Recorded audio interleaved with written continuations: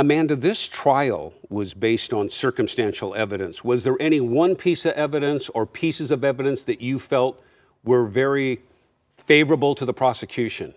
Yeah, I would actually say that there are two pieces of evidence. The most important one to them was the surveillance video. They had video of a van that looked exactly, it was the same make and model of the van that Nancy Brophy drove. It looked to be about the same year. It had what they saw as a scrape that matched hers, and the driver even looked to be Nancy. It was an older woman with curly hair. And the next important evidence, I would say, were the guns that they recovered from Nancy. I mean, they had the fully assembled handgun, they had the ghost gun build kit. The only thing that they didn't have was a slide and barrel that Nancy Brophy had purchased, which the prosecution mentioned in their opening statement they believe was used to commit the murder, but that piece of evidence was never retrieved. Detectives never found that slide and barrel. Which is pretty what we've never found the murder weapon that was used in this. No. And yet a guilty verdict. Something else, Nancy Brophy took the stand in her own defense, which is very rare in cases like this.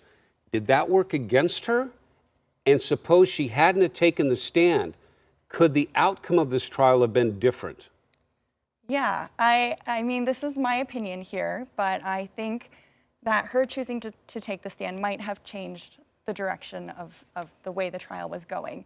Before she took the stand, I think the defense was doing their job of sowing doubt, of convincing the jury, you know, it could have been somebody else. It could have been a random person on the street. Nancy said she was at home. It just seemed like they were doing their job, and they were explaining that Nancy and Dan had a really happy relationship. But when Nancy went on the stand, what she did was she talked about this memory hole that she had.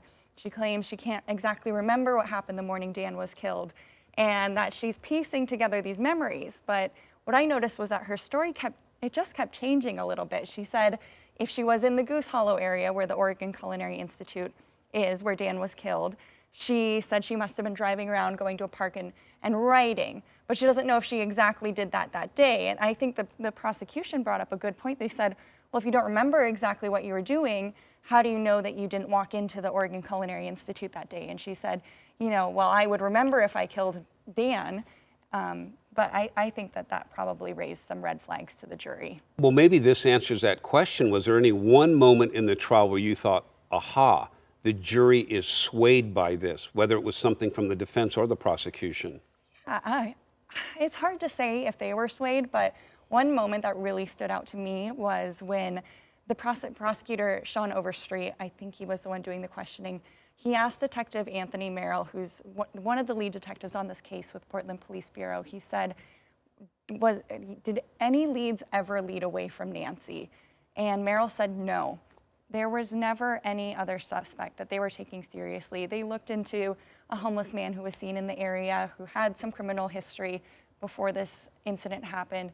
They questioned him. They never considered him a serious suspect. Nancy was the only serious suspect that they had in this case, and it's in the last 4 years. And so that really stood out to me. One thing the jury did bring up, this was the only question that they asked while they were deliberating. They asked if they could have this phone recording of a call Nancy made during the trial out of the jail where she was talking about the Oregon Culinary Institute students who'd been testifying for the prosecution. And in that phone call, I believe she sounded a bit insensitive when she was talking about, when she was describing these students and how they were crying on the stand. She said that the woman who performed CPR on Dan and seemed very traumatized from the whole experience, that woman was crying on cue, and the jury really wanted to hear that audio again, but the judge said that I guess he had not actually allowed it to be admitted as evidence, so he couldn't replay it for them. So he had to say no to that request. That leads up to something else. What about her demeanor when she was answering questions? You think that worked against her in this trial?